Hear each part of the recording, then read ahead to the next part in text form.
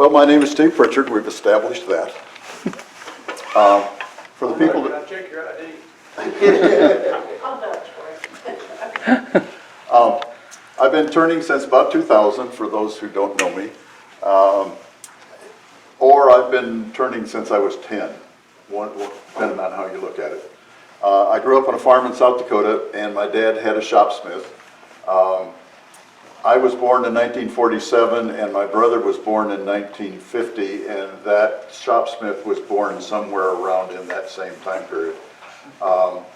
And up until just a few years ago, my brother was still using that shopsmith, so they were apparently making them pretty good back then. My dad used it as a drill press, and he used it as a table saw, and we built buildings, and we did all sorts of things on the farm with that shopsmith, but we did not turn anything. But when my little brother and I were too young to drive a tractor, if we got bored, we'd cut a 2x4 in half and make that thing into a lathe and use carpenter's chisels to turn the 2x2s round. I don't know where that idea came from. I have no memory of how we even knew that this thing would turn into a lathe. I guess I found the instruction manual or something. I have no idea. I do know that my dad never knew what we did, because I still have everything back here. And he'd have taken a chunk of it probably if he'd have known that we were using that thing as a lathe and using carpenter's chisels to turn something round. Probably one of the biggest miracles in my life is that I survived that experience.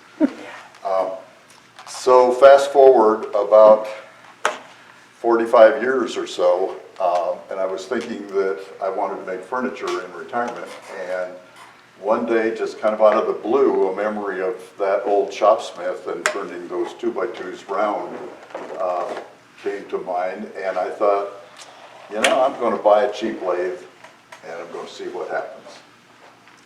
And so 25 almost years later, here I am demonstrating. We're heading out in, 10 days or so, something like that, for North Dakota to turn at the North Dakota Woodturning Symposium. I've demonstrated as far away as New York State, down into Florida, over into Tennessee and Alabama. So woodturning has literally changed my wife's and my lives. It is, we have met people and gone places that we would never have gone without an excuse of woodturning that got us there. And every one of those places has been worth going to. We just didn't know it. We wouldn't have known it without woodturning. So watch out with this hobby.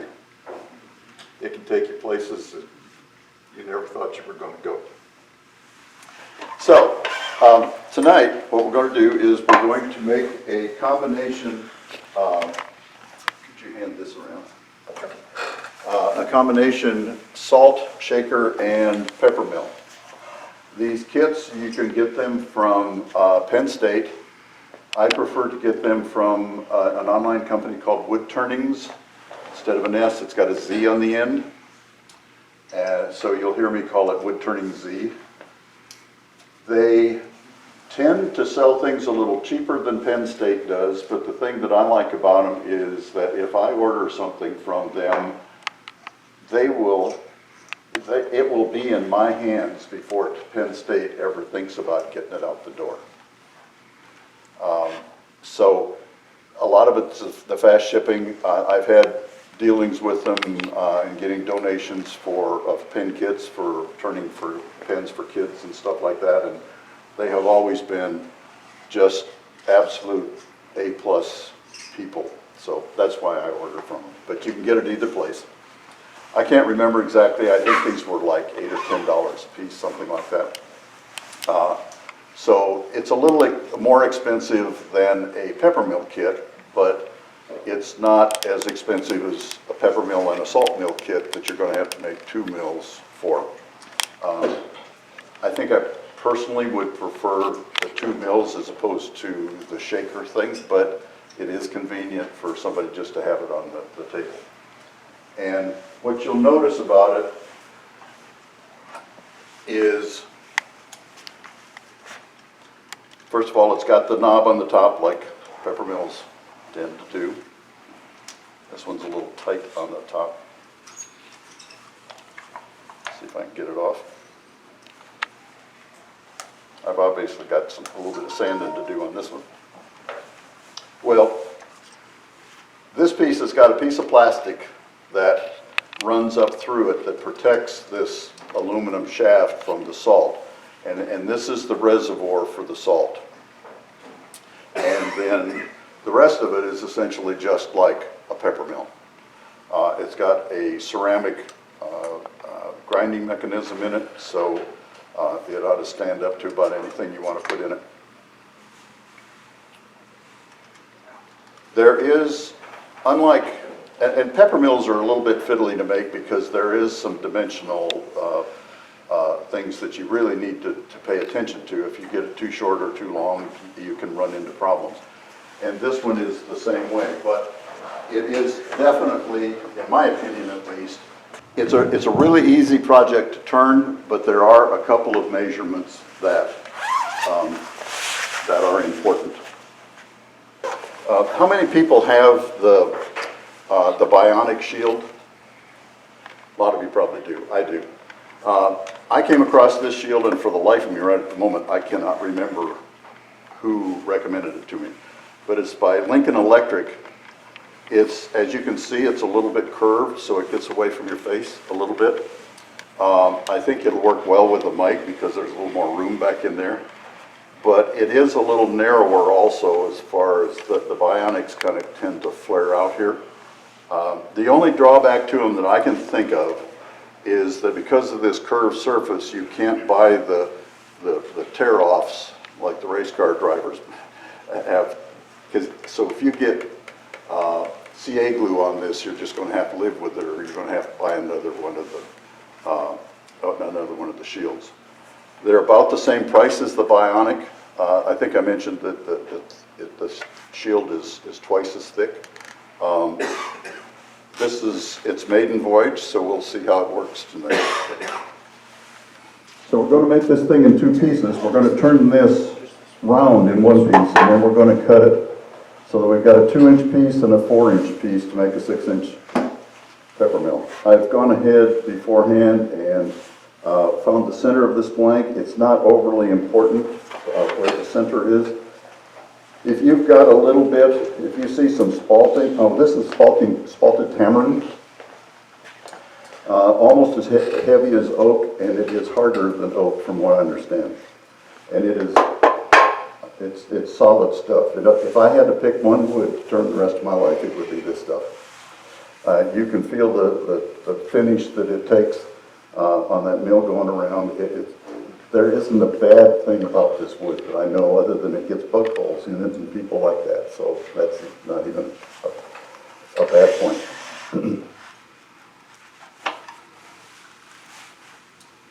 So we'll get this centered. Oh, what I was going to say is, if you've got a block like this, and it's got pretty wood on the side of it, and not so pretty wood on the other side, if it's a 3x3 like this piece is, you can, offset it, set it just a little bit to get towards the prettier part of it. But these mills need to be about 2 1/4 inches in diameter, so don't move it too far over because you'll start to run on the roof. Always turn your wood 360 degrees at least, so when you turn your lathe on, you don't hit your tool rest. Don't turn with rings on. I always, when I'm demonstrating, put my ring on my keychain, because I know that if I lose my ring, I'm not going to need my car, because I can't go home. My wife actually always smiles at that, and I do appreciate that. She's heard it 100 times. Okay. What did she say? 150. Usually I don't pay attention. That's good.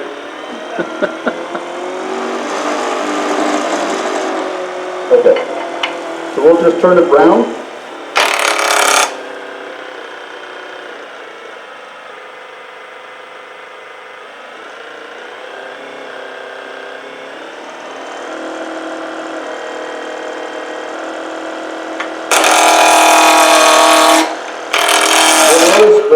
using my body instead of my arms.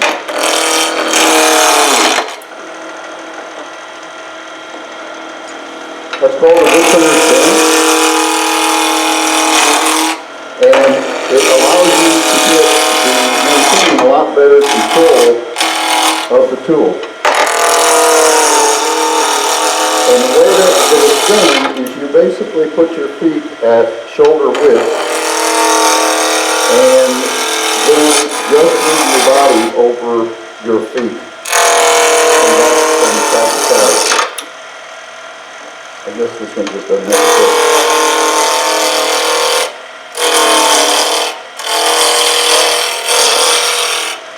So what I'm doing is holding onto the tool with my left hand. I've got my elbow against my body. I've got my right elbow against, my right hand against my body rather holding the tool. And so wherever I move my body, that's where my tool goes.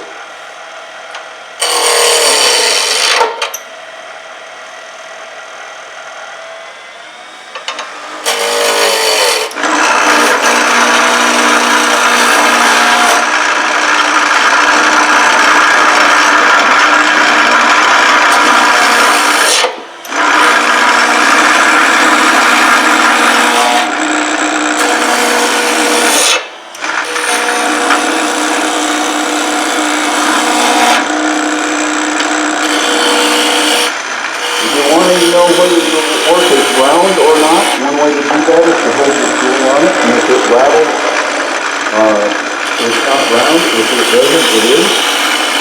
You can also put your hand on it. Don't put your finger in this way to see if it's round or not. That's what's going to happen. If it is round, it's going to try and put your knuckle up in the wrist.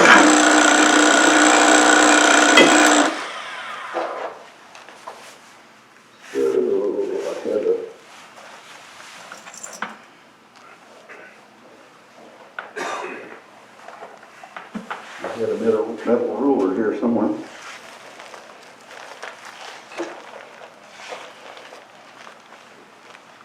I know I put it in here.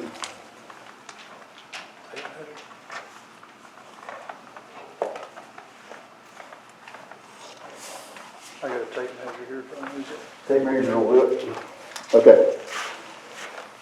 So, the problem is that we've got a fixed length shaft here, and so we've got to make sure that we make these pieces pretty close to exactly the lengths that we want them, that they need to be. So we've got a blank that's about 1/4 of an inch longer than the 6 inches that we need, which is good. So I'm going to give it about 1/8 on both ends, so I've got a little bit of wiggle room. I'm going to make a mark at 4.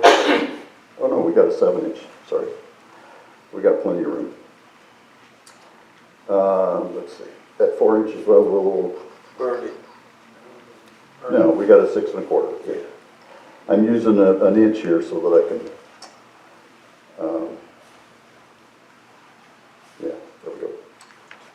And so there's 4 inches and 6 inches if I'm wrong. There we go. Do as I say and not as I do. So we'll mark this at 6 inches.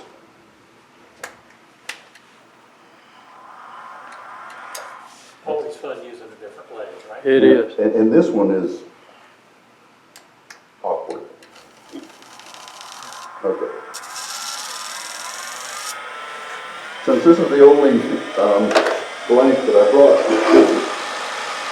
I managed to get that right the first time, or the second or third time, or this was. So what I'm going to do is I'm going to put a pin in on both ends of both of these pieces. And since I've got a large chuck with me, I can put a pin in on this without really worrying too much about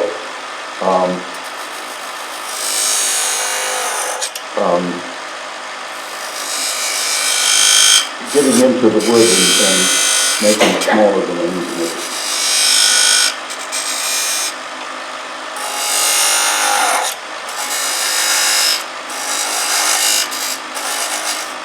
And I'm just using a thin parting tool here to make a straight tenon. My particular chuck is a one-way chuck, and they require a straight tenon and not a dovetail like most of you with your Nova chucks do. If you will, when you are making a tenon, generally the end of this piece of wood is not perfectly square, and so you just doing this. If you will make sure that at this corner,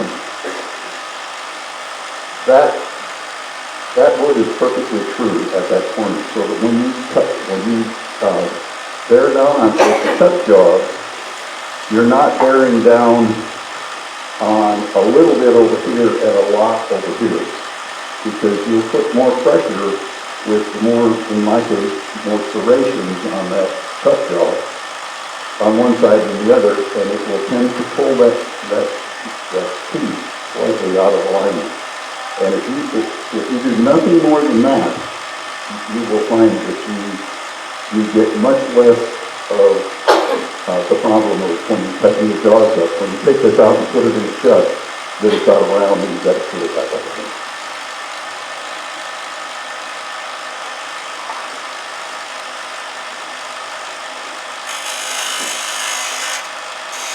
And you don't have to screw up the whole work, it's just the very side of it there.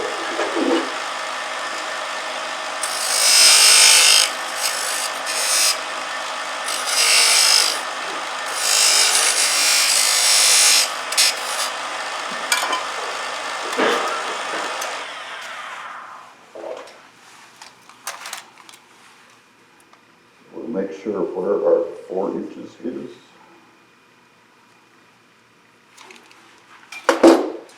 Again.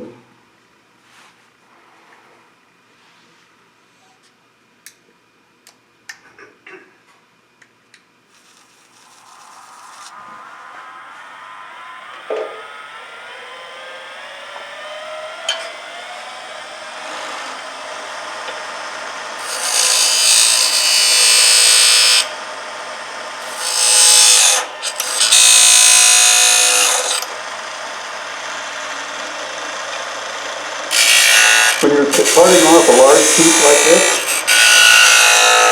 if you will cut a little here and a little there and go in like this, you won't end up binding your shaft of the parting tool. And you won't get all the burning that goes on in that sort of thing.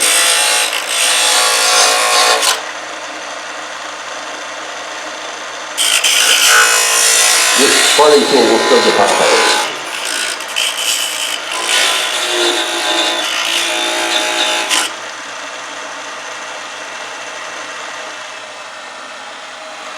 So I've got about 1/4 of an inch or 3/8 of an inch in diameter in there right now.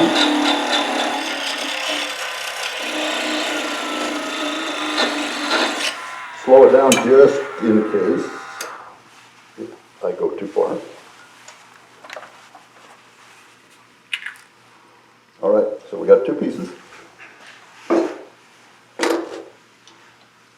We have a knockout bar.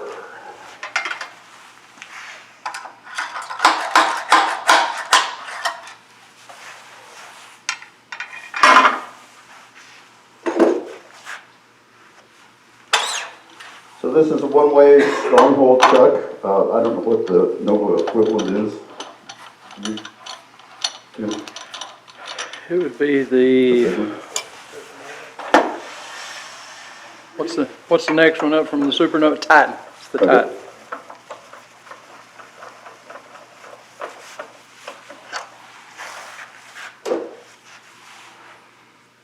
So we shall see if Steve's advice on making those tenons uniform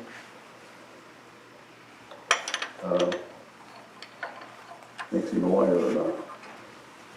If you will turn your wood a little bit when you go to put it in the jaws, you'll be able to feel if there's a little bit of sawdust or something in there, which is another reason that it will get wonky on you.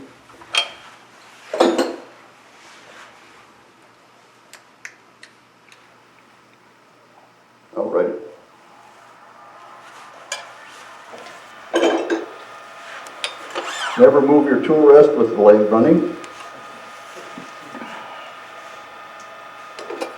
Unless you sharpen it and then it becomes another tool, right? That's a joke, by the way.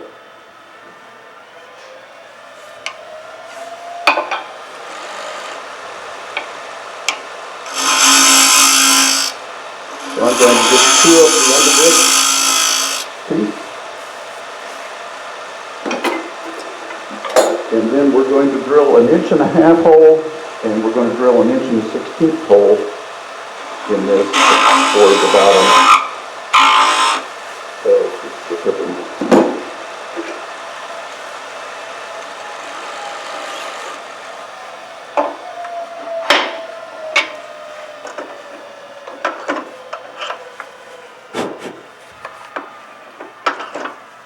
Another tip, always make sure that the Morse taper is clear of any debris, and you'll get a better center on your Jacob's chuck in this case, or whatever you're using. So what I've done here to make sure that I am going to drill as straight as I can, and it's not so important on this one, it's going to be more important on the 1 16. And that is, if you will, before you tighten your tailstock down, if you will either push it away from you or pull it towards you, you will align it with the gap in the bed.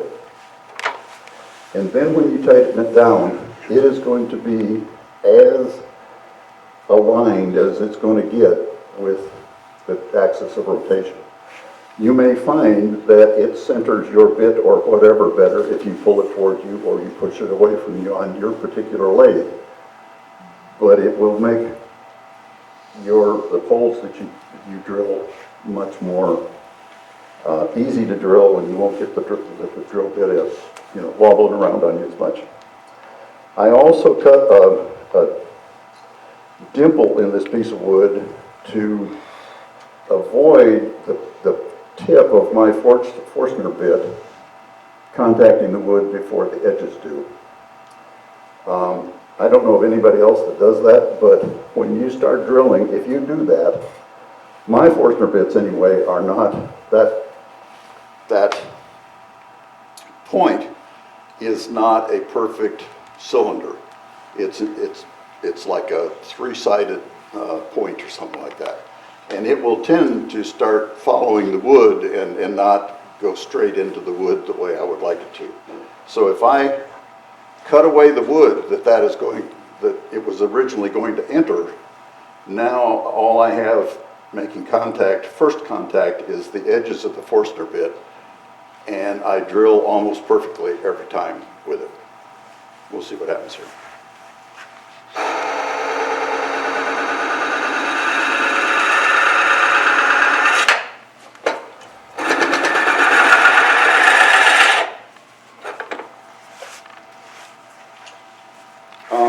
What if we put this down on Yep. a lower speed? When you are changing belts on your lathe, the tendency is, particularly on the bigger lathes, I think, is to bear down on this thing to make sure that belt is tight and it's not going to bite George slip. If this thing catches the sleeve of your shirt, what do you want to happen? I want it to slip. You want it to slip. Because the alternative is that it'll wrap your arm around this thing and it isn't going to get any fun. So if you will just kind of let it drop, and if it slides a little bit, if it squeaks, then, put a little more pressure on it. But don't put a lot of pressure on this and make sure that that thing will not slip, because it'll eventually hurt you. It's important how deep I make this. Oh, wonderful, we've got millimeters.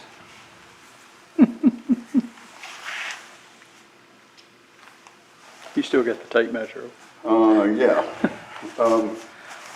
25. Somebody quick, how much 20, is 3/8 of an inch in millimeters? 10 millimeters? Yep. All right, well, the machinist doesn't know. We don't use millimeters, I don't- thousands of inch. Oh, yeah, okay. Okay, so This hole needs to be 3/8 of an inch, or in this case, 10 millimeters. Or 375,000. Okay, now that I know. I can't read it on here anyway, so we're just gonna guesstimate and measure and guesstimate, and we'll get there. That's why they make calipers.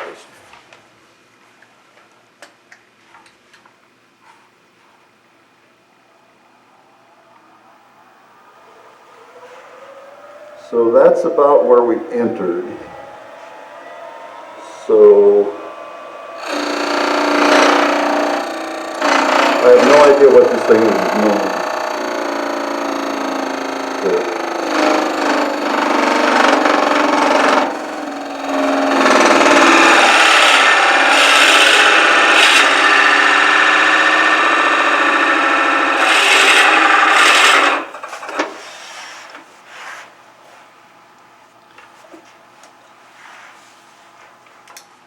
I just hate to turn this thing off even, because I have so much trouble turning it on. Okay, so we're zeroed out. And we're at just a tad over a quarter.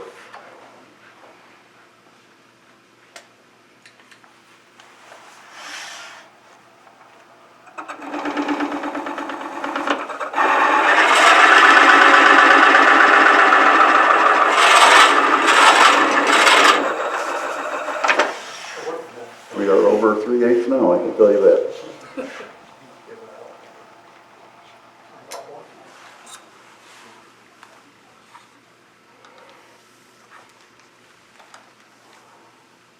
Yeah, we're at about 7/16, but we'll, I think, be able to recover from that. Maybe. Okay. This thing does have a really nice smooth tailstock though.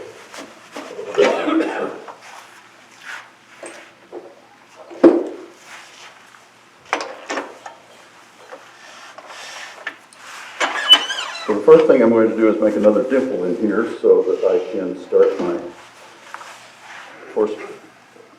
Forstner bit.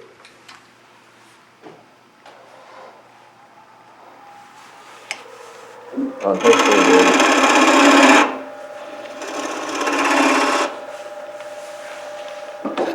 centered cap.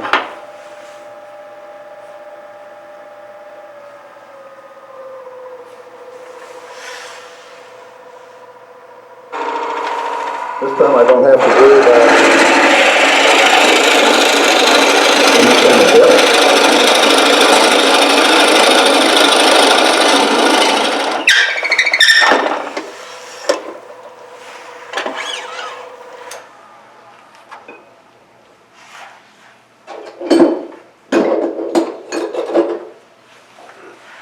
So we've got a hole down through the middle of it that is as deep as my bit will go. And so we're going to flip this thing around.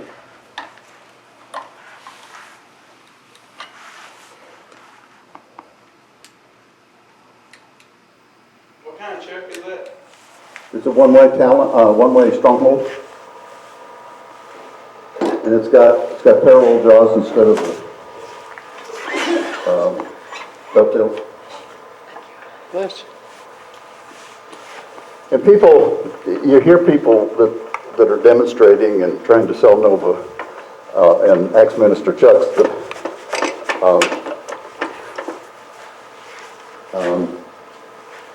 that, you know, with this dovetail, it'll never come out of the lathe. I have never had one come out of this lathe with one-ways either.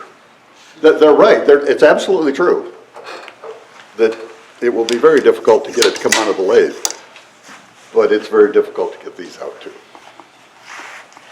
Now, I've broken tendons off, but I've never had one ripped out of the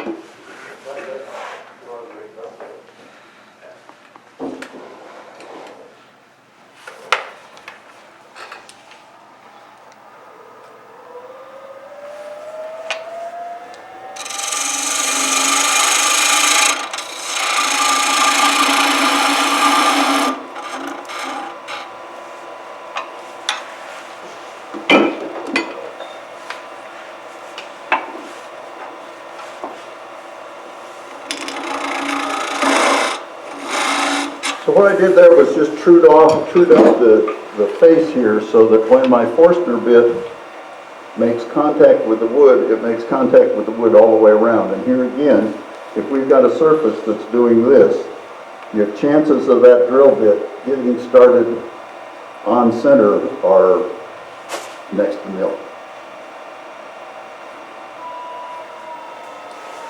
So this one's supposed to be 1/4 of an inch.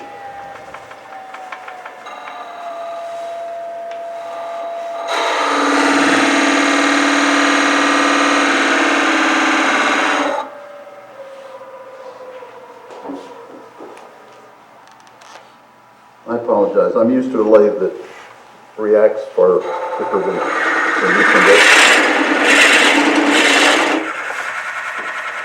This one is not as critical in the depth. It's the only one that is not fairly critical on this project. That is right on 1/4, but I'm going to go a little deeper because if you took that one apart that came around, there is a spot, or there's a plastic piece that goes in here that serves the same purpose as a tenon does that you put on a regular drill, regular peppermill.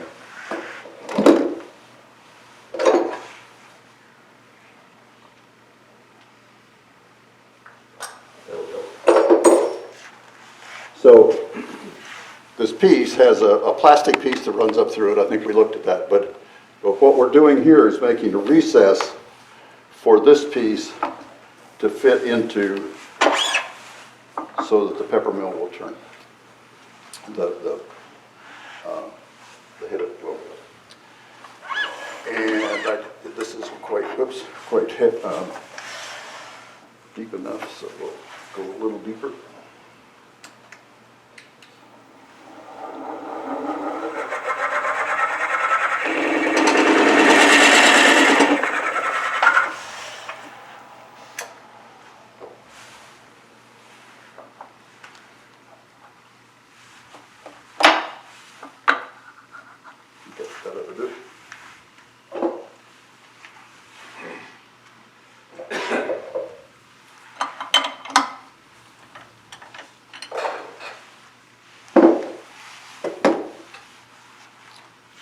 So now, we're going to drill an 1.5 inch hole in the top of this one, and that's what this little salt shaker top is going to fit into. And then we're going to drill a 1.16 inch hole all the way through the thing. And I end up with a little tenon on there.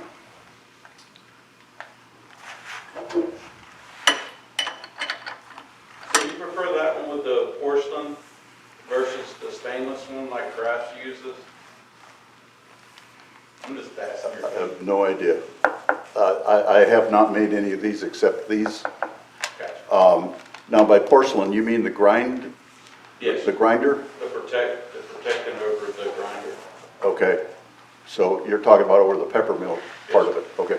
So this is ceramic on these. Oh, that's ceramic instead Yes. of, okay. Yeah. It's got a plastic retainer on it, but the grinding mechanism, the male and the female parts are ceramic. Oh, okay.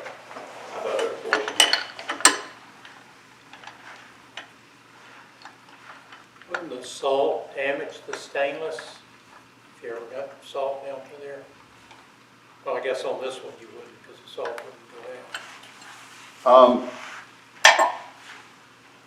First of all, I have never had salt clump up in a wooden salt mill, but there is going to be some salty air and whatnot in there, and I guess it could come down, it could get in there. I don't know on these, but the salt mills that I make, the parts I get are anodized, so they don't corrode. I've never seen one corrode. We've had one for 15 years and not a spot of corrosion on it. Since this little plastic thing is up through here, it kind of makes me wonder, but I don't know how they would get a good enough seal to keep pepper out of your, salt out of your pepper without just putting it's like just keeping water in here. It's just a reservoir to keep the okay. salt in.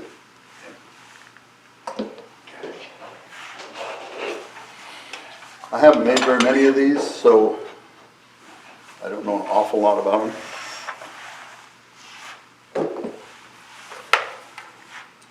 In wood turning videos and whatnot, you always hear people talking about, okay, I'm going to true up the end here and then I'm going to do whatever.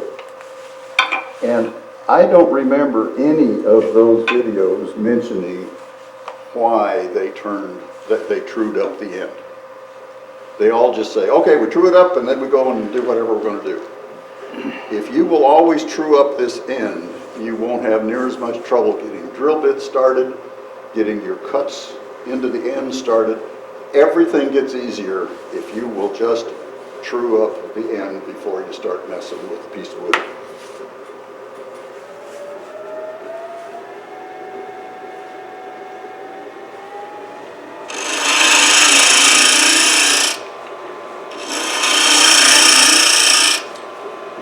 And this one I want to be 2 inches. I am probably going to make this one just a tad more than 2 inches just because this other one can be. No, it's exactly, yeah. Make this just 1, 2. And it's a little more than 2 the way.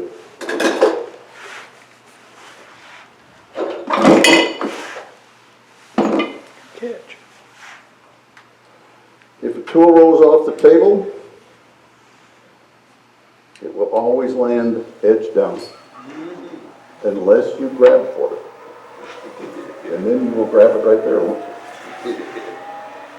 Steve, how long have you been using the titanium nitride tool? As long as I've known about it. The question was, how long have I been using the titanium nitride coated drill bits? 10 years. And I used, now I've got like 3 of these, so it's not quite as dramatic as it sounds. But these are the only 3 of these that I've had for like 10 or 15 years, however long it's been since I discovered it. And they still have, I mean, they were probably that long when I got them. I have a fairly light touch when I grind, but that's how little I've had to grind these things. And they're just M2 steel with the titanium nitride coating on them. They're sorbing. You can buy them handleless like this. You can buy, as far as I know, most of Sorbing's tools now with the titanium nitride. And I haven't done any scientific experiments with them, but it seems to me I have like 5 of these shafts. 2 of them are normal, just bare steel, and the others are the titanium nitride. And these seem to stay sharp longer. It could all be up here. I don't know for sure. I don't think it is. We humans are good at seeing what we want to see and not what is. Okay. I was doing a video, the Douglas County came out and videotaped me for something, and I was making a little birdhouse ornament, and I had it kind of like this. I had just the littlest hold on it, and I touched that thing with a tool, and it just disappeared, and I looked up at the cameraman, and he said, "Never happened."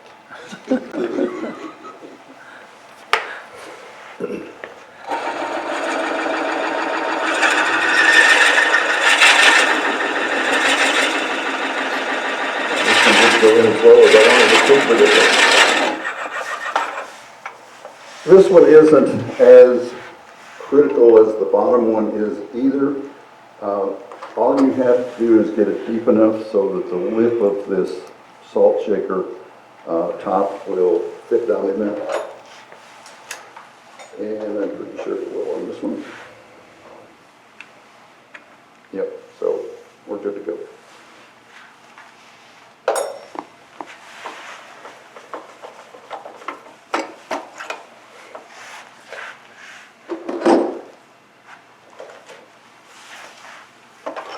A lively crowd tonight. I would like to think they're mesmerized. They're concentrating. There's at least one or two of us asleep, I think. No. They wouldn't be asleep, we'd get them on camera if they were.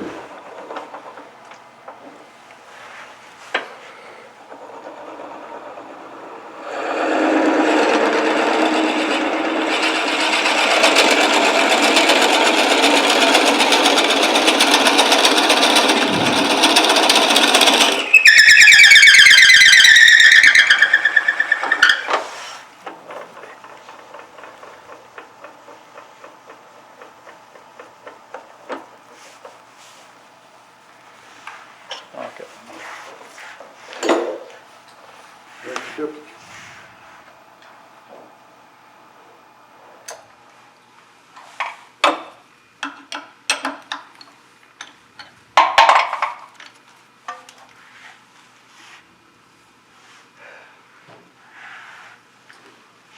Oh, and I left my little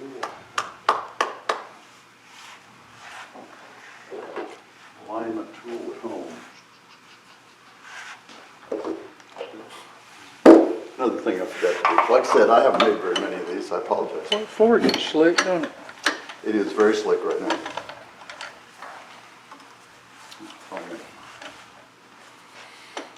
I forgot to drill the one and the 16-inch other end of this piece.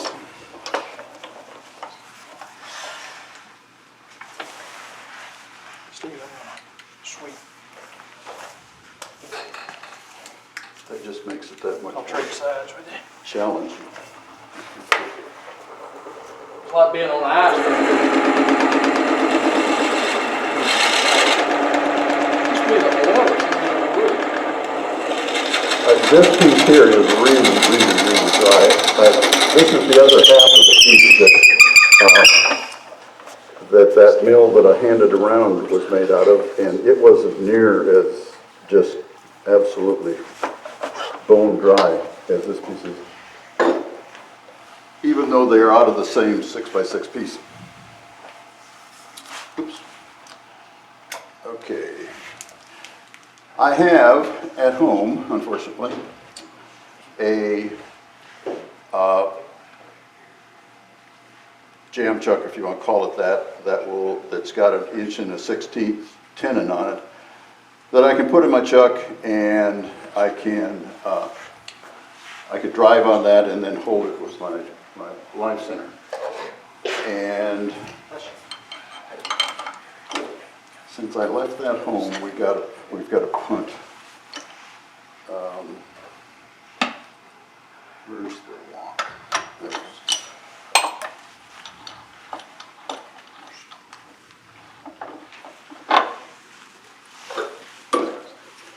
These are what one way calls the #1 jaws for the talon. They close down to about an inch. Oops. And so they will fit inside. And which way do I want to go with this? This way.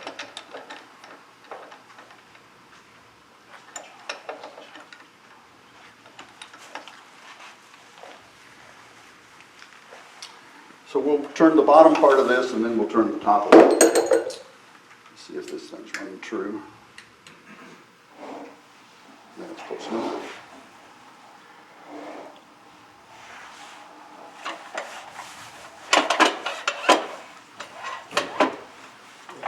Post up. Oh, thanks. I can see it from this angle. Yeah. Okay. So we want this, I like a Peppermill. I think the shape looks better if this top part is just a little bit bigger than the bottom part. This particular one I didn't make like that. The one I handed around is. They recommend on the kits to make these about 2 1/4 inches in diameter, and I agree with that. That's about, at least to my hand, what is comfortable in the hand. And if you make this part smaller, then, you know, it doesn't so much matter how big or small somebody's hand is, they can grab it wherever it feels comfortable to them. but I like the top horse just to be very slightly larger. So what we're going to do is we're going to take this down to 2 1/4 because this is the bottom and I don't care to have it any larger than that. What I'm doing here is I'm holding the point of the calipers that are nearest to me to the wood, and then I am watching the far point to see where the line that I'm making shows up. Can you see that?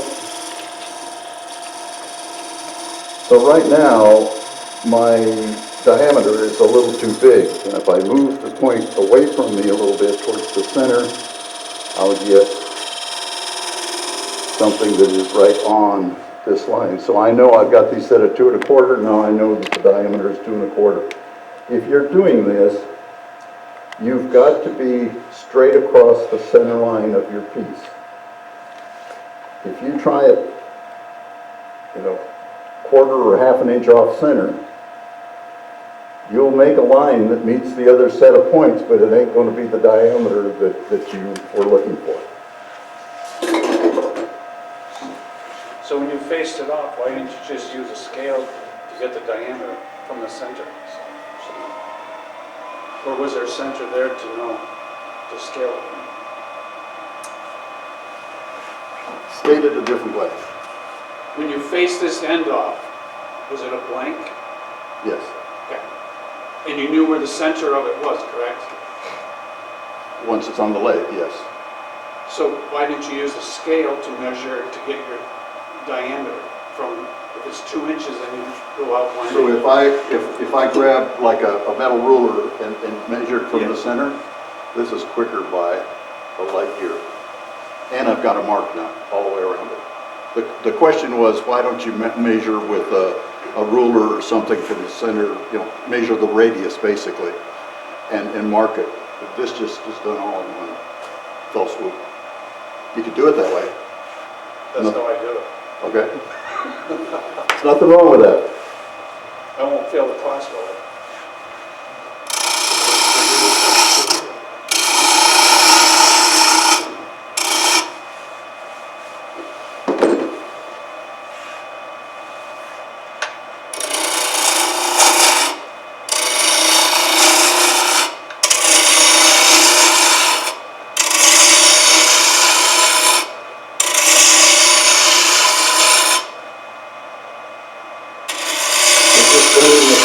Diameter here down to 1 inch and 3/4.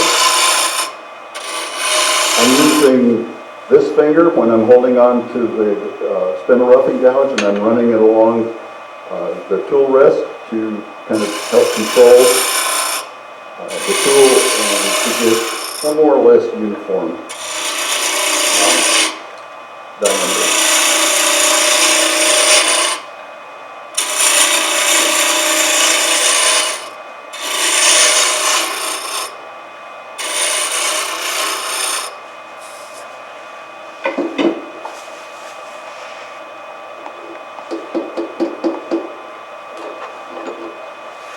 So I'm going to put beads on the bottom of this thing, and you can spend a lot of time learning how to do beads and coves, and I suggest that you do practice your beads and coves. It'll make you a better wood turner. But if you're making little beads like this one that's, I think it's 5/16 or something like that, a diameter, that's a pretty tough bead to make and get it down in that groove between beads. D-Way, and it's D-W-A-Y, makes these beading tools, and it makes putting beads on something like this a snap. They're held, what you would think maybe is upside down on the tool rest, with this top more or less horizontal, and you just move the tool back and forth and work it into the wood, never actually making contact with the very deepest part of this gullet, because that will start to shave off. Shaving off is the wrong term. It will start tearing off the top of that bead. Stacy's been there and done that apparently. How do you sharpen it? You just sharpen the top, you just hold it on a grinder, just touch it up, and it's gone. You could probably use this has got a concave grind to it, so I wouldn't use like a diamond card or something, because you'll only sharpen these very points out here, and you won't sharpen the rest of the gullet probably. But it just takes like that on your grinding wheel, and it's sharpened.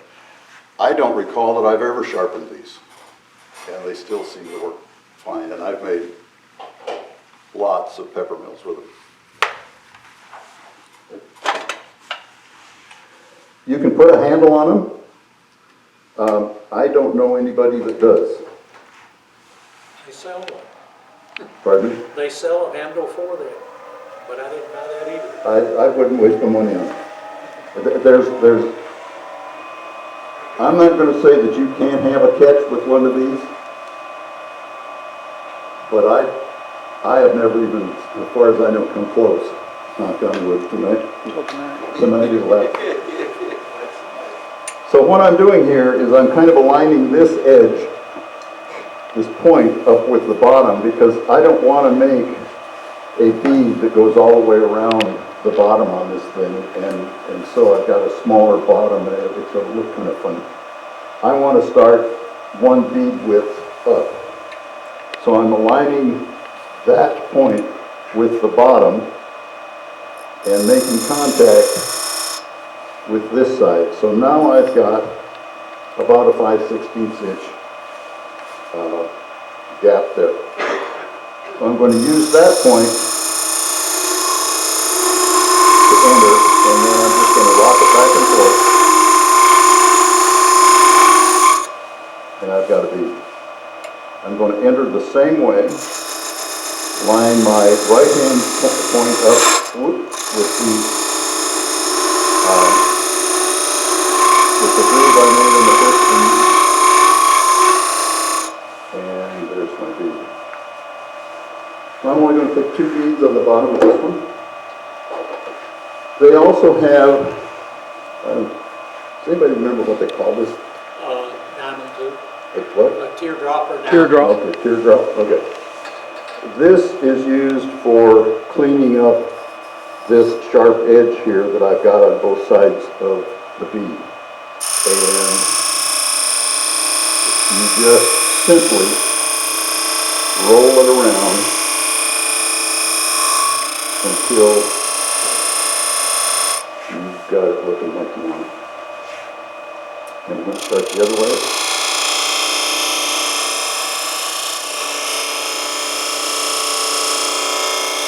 I don't know if I've ever known what this thing is called other than the one that isn't a beading tool that I got from G-Way. I think they call it teardrop or diamond. It is teardrop shaped. You can see that, so that makes no sense. I prefer to sharpen up the bottom groove just a little bit on these with a bead.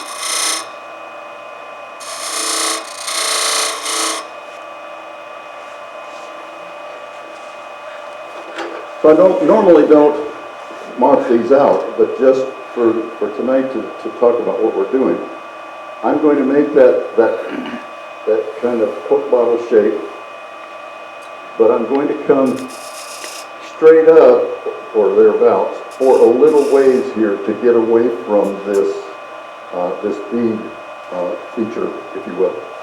And then I'm going to start that coat. And with the way I'm having to do this tonight, I'm kind of having to do it in two parts, so.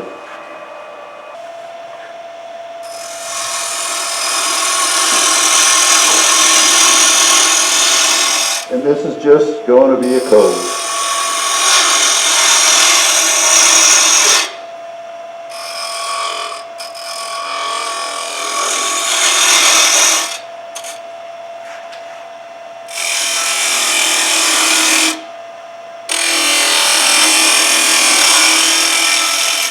Try to get this top as close to the diameter that I want. You know, we're not supposed to sand in here, but this is about next closest thing is, Pretty powdery. okay, so I've got about a 1/4 inch in diameter still to go to get down to my diameter. So is it just the wood, just kind of It's just really, really, really dry. It's literally like walking on ice right here. Yeah, I'm back here and I'm not moving my feet around a lot and it's not all that slippery, but it certainly is.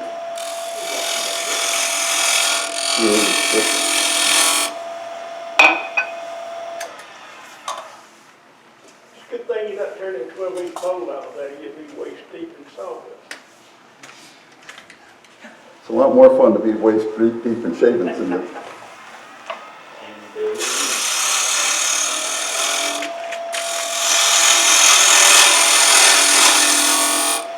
Okay, that ought to be about the right size. So we'll do as much of this side as we can, we'll turn it around.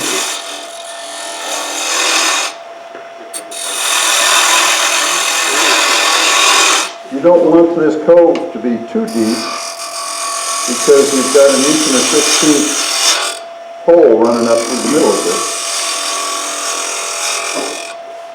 And if you keep cutting parts away until you're getting that perfect cove,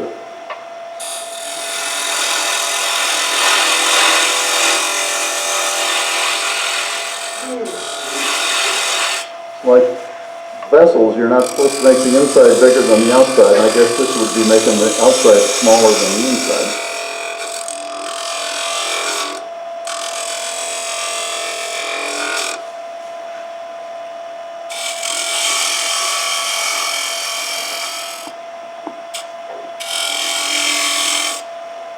I'm trying to smooth this off here just a little bit. Yeah, we'll do that.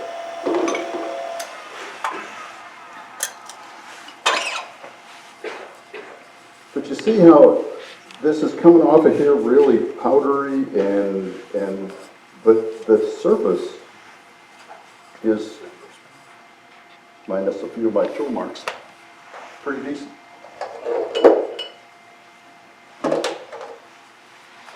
That black light shine on it, it looks shiny. With this one, Yeah.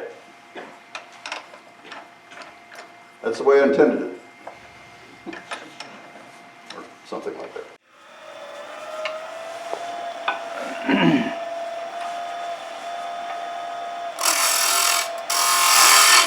When you're making things like this,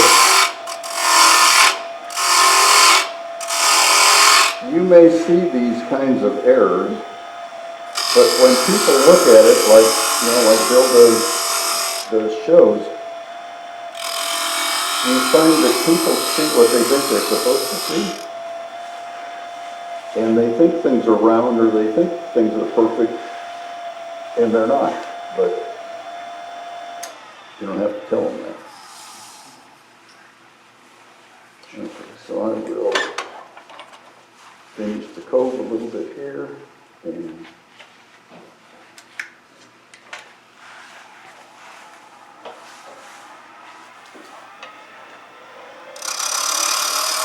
so what I want is kind of a sharp corner right here, kind of to set things off a little bit, I guess, Brian.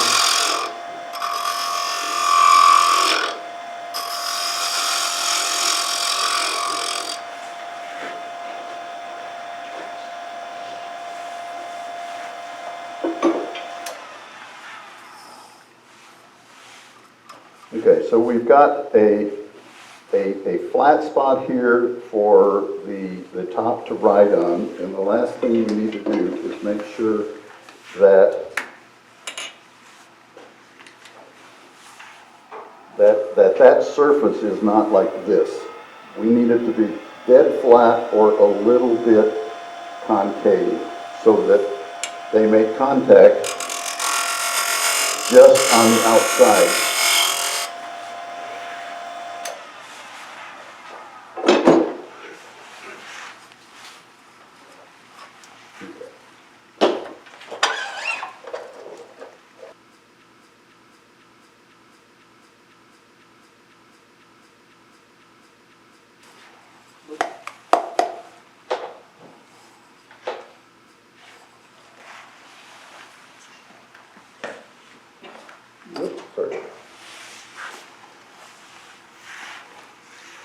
what I would do with these two, and when I get it home, I probably will, is I would go back, this is so dry that I'm getting a really bad surface right here, where I bottomed out with the Forstner bit. I'll go back in there, put this back on the lathe, and just take a spindle gouge and just take the finest cut I can off the top of that and get that to be a little better looking. On the part that is the bottom of the top, there's going to be something over it here, so it doesn't really matter what that looks like. But this is going to be the part where you take the lid off the salt reservoir and you're putting salt in there, and I would just as soon not have that look like the surface of the moon or something when somebody puts the salt in there. Besides, it's, even with the finish on it, I don't like the chance that it would flake off or whatnot. So, I'm going to do the bottom part of the top first, mainly just because it needs to be trued up.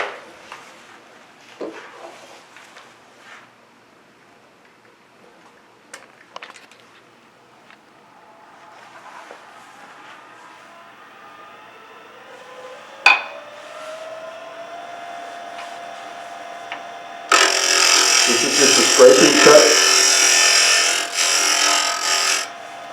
And now I can start to shape this ball. And I'm just taking a little bit off right now so that I can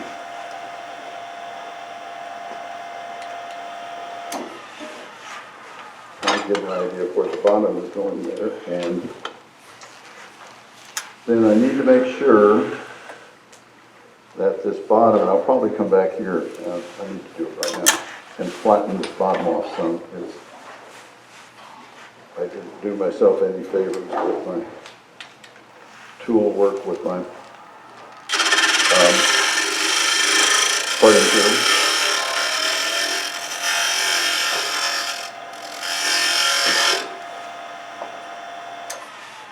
All right, that feels better.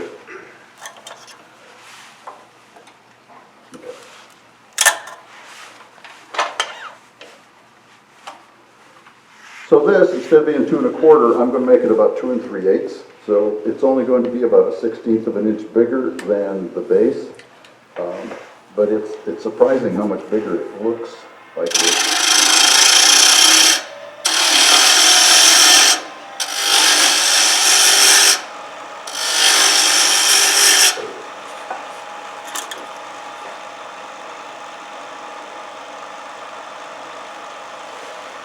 So I have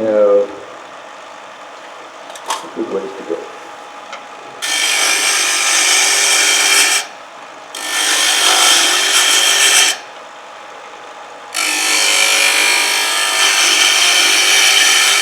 Again, just doing a Woodturners dance, trying to get a uniform cylinder here that I can work with.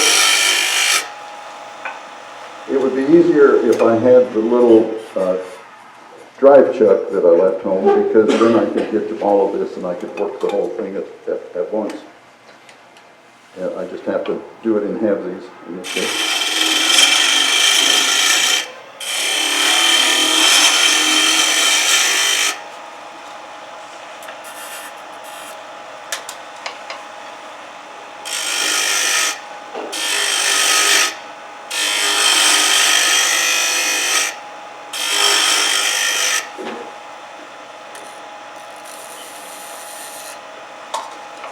Just a little more.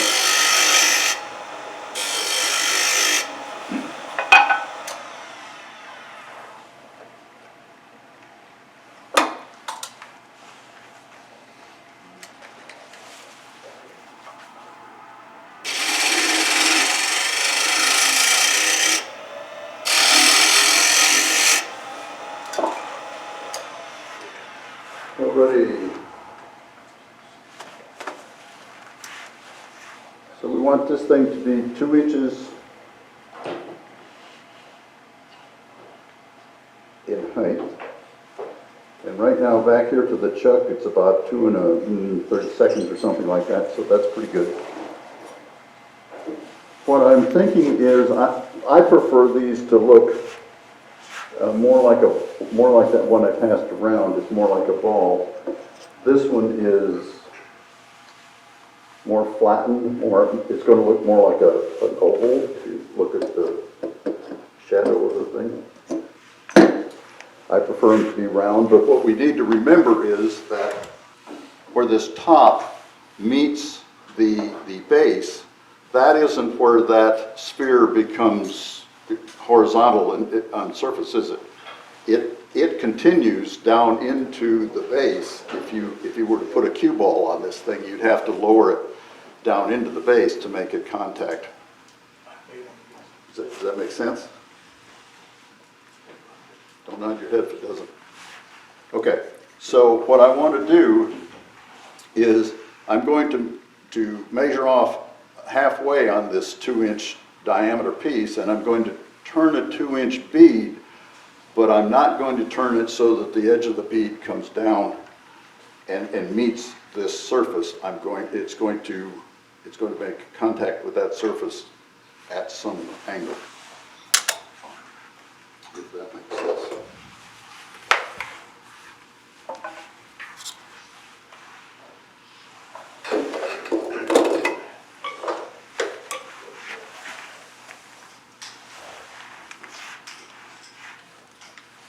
So if the thing is 2 inches high, about right there is going to be the largest diameter. And while I'm at it, if you're making a mark like this, new turners that I see, they hold the pencil at this angle and they put it against the wood. Same thing as your finger. If that thing's not totally round, it's going to try and toss the thing at you. Just turn the pencil around so that it's pointing in the direction of rotation, touch the wood, and you'll never have a problem with it. So I want these two to meet right where this flat meets this angle. So I don't particularly care what that is, I just want them to meet at the same spot.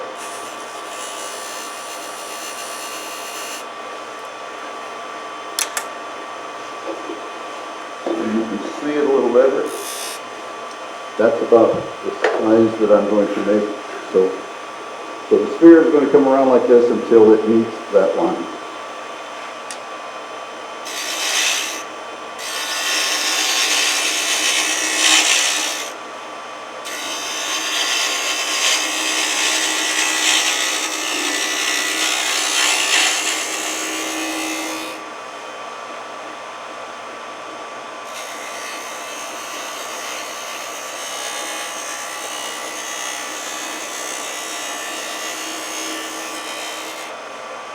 When you're making beads, you can take the tool and you can drive it around that corner, but you've got to start so far over here that if you're going to do this thing right-handed, you don't have enough room over here. It's really awkward. So the way that you normally get around that is that you start with the tool with the flute up and the bevel riding. And this is for a final cut. You start different places on the bead if you're not finished with it. But then as you move the tool around that corner, in order to keep this edge just slightly to the right of the point of the tool cutting, you've got to roll the tool, you've got to raise the handle, and you've got to move the handle, in this case, to the right. And it will follow an arc like that. Now this is a lot like rubbing your tummy and patting your head and standing up on one foot on a beach ball. Every time you get one of them down, you're going to forget the other one and something's going to go wrong with your bead. Go slow and watch this part of the bead, the top of the wood, not where your tool is. And as you see it not forming as you want it, try to make those corrections. Roll faster, move the handle faster, raise the handle faster or slower, whatever that is. There are people that can just go zoop down those things. That's the ones that have made a gazillion of these things. None of us are going to probably ever reach that point. But if you do enough of them and you pay attention to what you're doing, eventually your muscles say, I don't have to do that. And it turns out to be a pretty decent piece. So, let's see.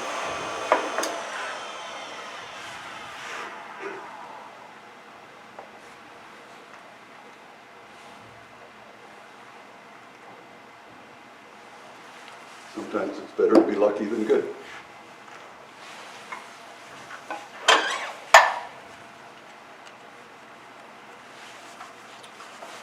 Clean that up and take a little bit in there.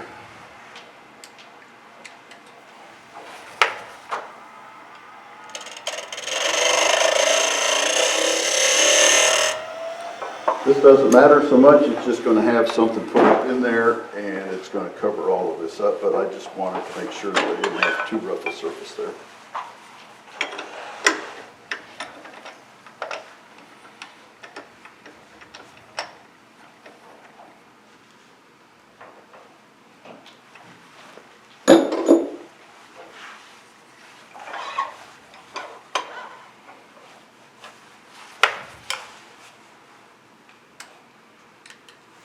About another 1,000 hours with this lathe and I get that down.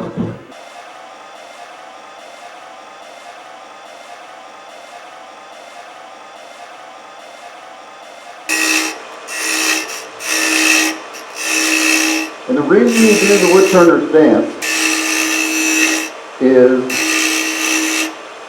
that these muscles, we think our arm muscles are pretty coordinated, because we can throw balls with them and we can do all sorts of things with them. But they're really not all that coordinated when you're trying to hold the tool out like this away from your body and do some sort of precision work with it. They're just not real good at that. And that's why when artists do fine work, you see them, they will ground their hand. They're not up here like this. They've got a hand grounded to the work and they're using their hand to draw or carve or whatever it is. These muscles down here are used to keeping us standing up. They are constantly making adjustments to keep us from falling over. They're really good at fine movement. They're great big muscles and we don't think of them that way, but you are far better at making small movements with your butt, basically, than you are with your hands clear out here like this.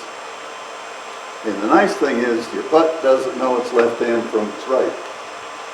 And so all you've got to do is switch hands and move your butt the same way, and you're turning left-handed. You can start turning left-handed tomorrow. Even if you're one of these people that says, I can't do anything, the only good my left hand is for is holding something. But it doesn't matter what your left hand does, because you're using the backside. And even when I'm doing this sphere, I've got this hand against my hip, I've got the tool on the tool rest, I'm holding onto it, and I am moving my body as I raise the handle, turn the tool, and rotate the tool.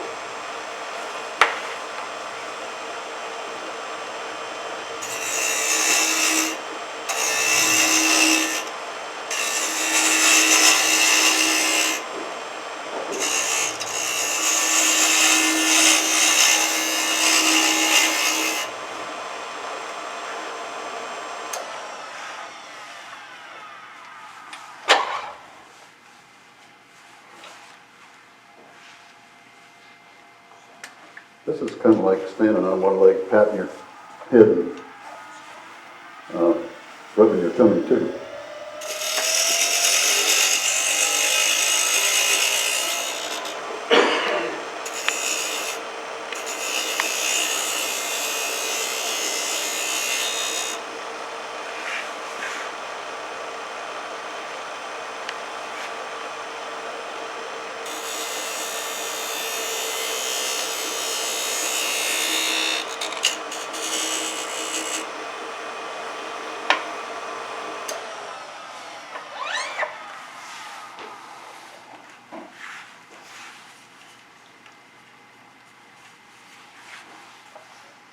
little 24 grit sandpaper will be good.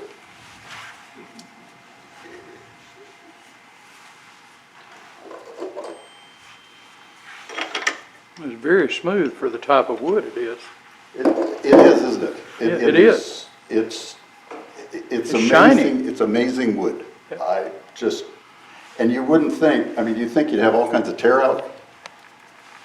And yeah, I did a decent job of turning this, but it isn't me and it isn't the sharpness of my tool. My tool is sharp, I did a decent job. But a lot of it I owe to the way this wood responds to being cut. Spalted what again? Tamarind, Tamerind. Arind. It comes out of, I think, Asia, but now we get it out of Florida. I imagine it's like the camphor trees that come out of Florida. Somebody was trying to corner the camphor market and brought camphor trees to the US, and now they're a trash tree growing all over Florida. When the camphor market crashed and everybody went out of business, they didn't bother to do anything with the trees, and now we've got great smelling camphor and we've got great tamarind to turn. The other thing that, how many people stuck their finger down in here? Nobody? Did you? Okay. What'd you find? Uneven. Nothing, did you? Very little anyway. That's how straight those bits went through this thing before they met. There is a little bit of shelf on one side here, and that's it. It wasn't bad. Hmm? It wasn't bad. No, it's, you can see it, Yeah. but you stick a little sandpaper down there and do this with it, and it's done.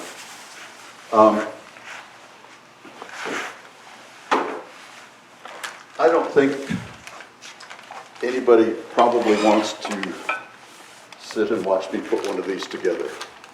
Does anybody want to see that? I'll do it if you want me to. I'll show you how to put it together, but it's just fairly boring in my opinion. When you do the finish on the inside, you have to do a finish to protect your wood from the salt or not? The question is, do I finish the inside? Yes. I put a couple, while we're on finishing, I use well, not as much as I used to, but almost all of the functional things that I make, I use wooden bowl finish by General Finishes. It's kind of just what I started using and what I got pretty decent at figuring out. And I've never seen a reason why to switch to something else and have to spend a couple of years trying to figure out what the good and the bad points of the stuff are. The tamarind one that I passed around, that's got like 6 coats of that finish on it. In fact, Vince and I were talking at a South Metro meeting the other night, and the can says 24 hours between coats. It used to say 10 hours. As far as I know, nothing's changed, except the number. I think they're talking about heavy coats of it, like maybe you were putting it on a floor or something like that. Because I have always I've done 2 coats a day since forever with this stuff. But I use it like a wipe-on. I get a little can of it, and I take a paper towel, and I rub it all over it, and this thing is going to take up a lot the first time I put finish on it. And I'll have, 2 or 3, 4, 5, 6, however many I'm making, and I will put a coat on this one, I'll put a coat on this one, I'll put a coat on this one, and by the time I get back to this one, it's kind of soaked in, and I keep doing that until it appears that it doesn't want to absorb any, or I get tired of doing it, one of the two. And then they go on a rack to hold them, and 10 or 12 hours later, rinse and repeat. And the critical thing is, I wipe as much off as I can. Now, I don't go at it, really bear down on it, but I use paper towels, and I wipe it basically dry. And I think that's the reason why I can put 2 coats a day on, is because that coat is so thin that it can polymerize, and it won't have a negative reaction to getting coated again by another thin coat 10 or 12 hours later. And I find that 3 or 4 coats you get a nice satiny finish, and at about 8 or 10 coats you start to get finishes like we're on this Peppermill over here. Shiny stuff sells. I kind of like a little more satin finish personally, but people pay for shiny stuff. What else? Oh, so in a couple of those coats, I'll just stick my finger in the finish and run my finger down in there, and then I wipe that off as well as I can also. And that way, it's sealed as well as I can reasonably get it inside, and so the wood shouldn't be absorbing too much moisture through there, or like if it's a salt mill, it shouldn't, it should behave itself.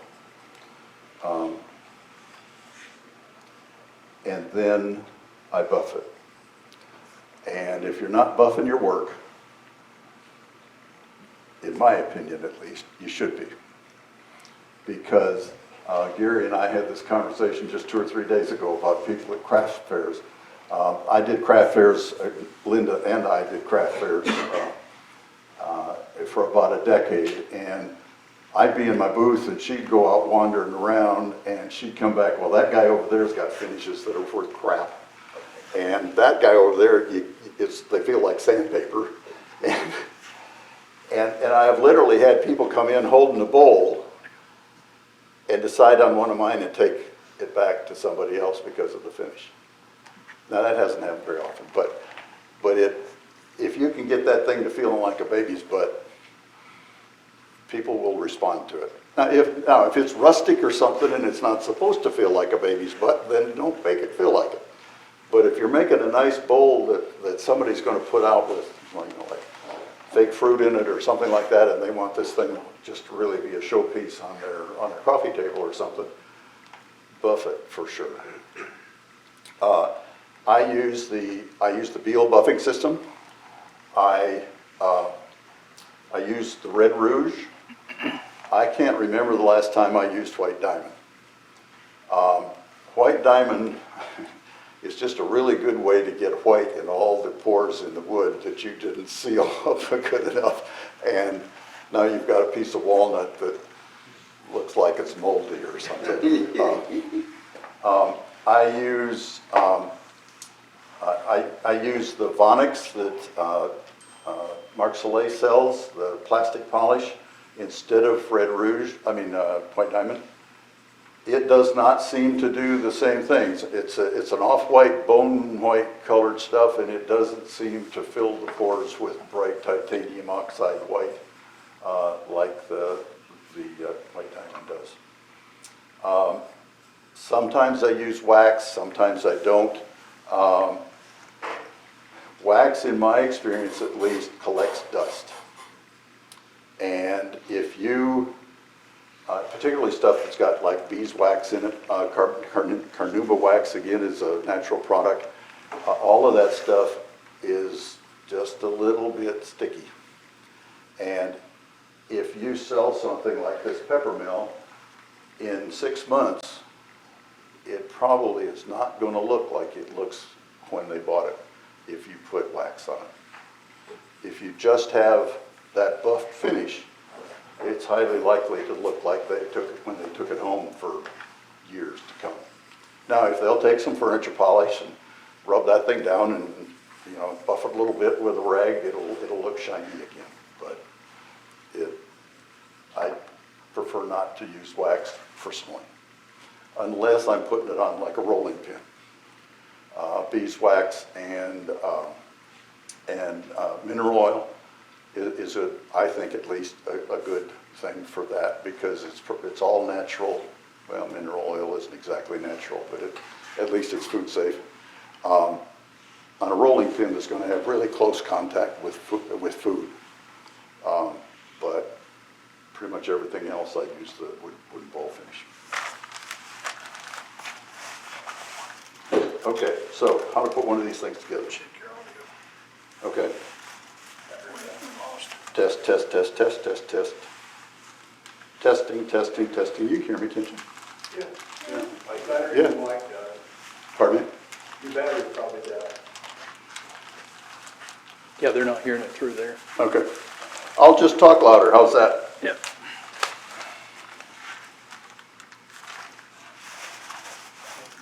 And they were fully charged too. It's all the information I've been providing. Okay. Good information, though. Yes. My wife is she's a stand-up comedian. Does anybody know that? They don't pay her well, but Yeah, sit down.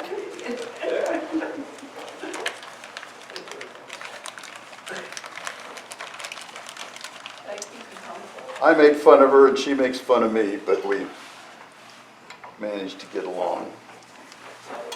She can talk wood turning better than I can a lot of times. And this is the piece that goes up through the top piece, and it gets 3 screws put in it. What you will find is that you need to be pretty darn precise, and this is almost, I can hardly move it at all, so it's not tight, but it isn't sloppy in there. But you cannot allow that bit to wander toward the center. You can't start your hole toward the center. You are so close to this 1 1/16 hole out here. Your holes will be like right there. It's a 16th inch bit. You can do it, but you can also go through the side of this, and now you've got repair to do and all sorts of stuff like that. Stacy's back there nodding his head. He's been there, had that happen to him. So you screw that on. I have found on those too, if you'll take, for me anyway, the little shaker top, put it over the top of the plastic and it kind of holds its center, helps hold it a little bit. Yes. You're drilling. Yep. This is, there's a little bit of play in here, but not a lot. And like Bill said, you know, I can still move it probably as much as I could before, but if this is a little bit sloppy here, if your drill wandered a little bit and made the hole too big, excuse me, that can help. So the thing has a cage here that is for nothing more than to hold this spring. And then these 2 pieces, I'm assuming, are ceramic. They look like my Chef Specialties salt bills that have ceramic on them. They have little ears on them with a hole in them. That you will, I hate even to open this one up because You don't have to. I'm already down 1 screw and I've only made 2 of these in this bunch of kids.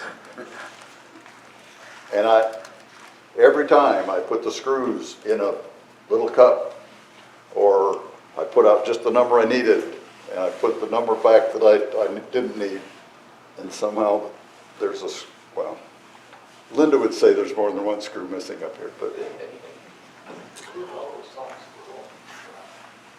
So this piece has a countersunk, I guess you call it countersunk. It isn't angled, but it's got a space for the flathead screw that goes in here. And so that side is up. The best way I've found is to take an awl and kind of center this thing as well as you can in the bottom here and make a point hole for your drill bit. And again, you absolutely cannot start wandering towards the center of this thing because you've got like maybe a 1/16 of an inch to play with. I've also found that if you take a little bit larger bit and particularly with with this piece, if you kind of drill down at an angle like that and kind of oval out these holes in the bottom, you can run your screws a little bit toward the outside instead of absolutely parallel with the axis, and you can get a little bit more meat, and you can lessen the chances of going through the side. So once that is all together, oops.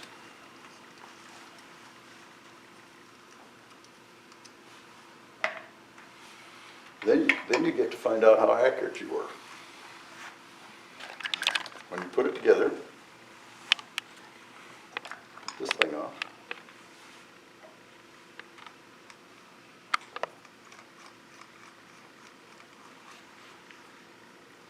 If you can, oops, if you could tighten it down,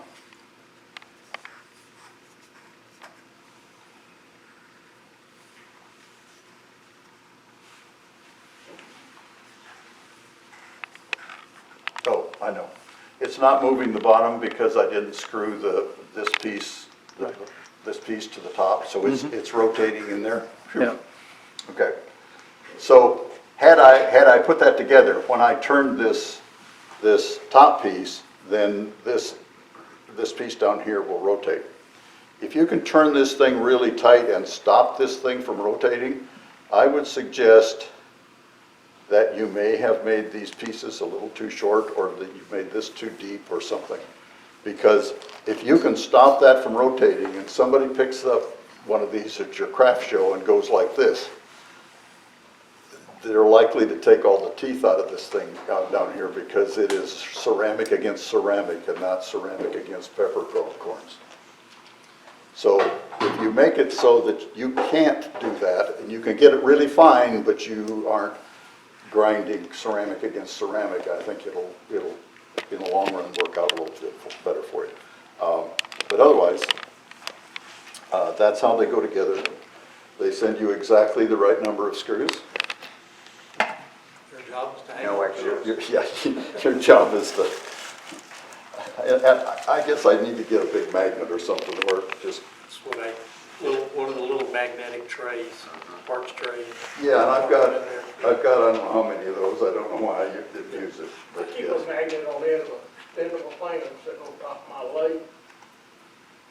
Reach down in, because I can't see it. Exactly. And I've put a whole bunch of those neodymium or neodymium or whatever they are, the high strength magnets, all the way around the magnet that's already on there. And if there's a drill bit back in there, you know that you got it, because it comes together pretty hard. But I did that today all over where I've been sitting and everything, and it is gone to wherever loose screws go.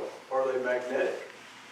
If they're stainless, they may be very little. You know, they may not be. I picked one up with a screwdriver that was magnetic, so I know they're a little bit magnetic. Yeah. I couldn't have answered every question. Now all we got to do is get home with the screws.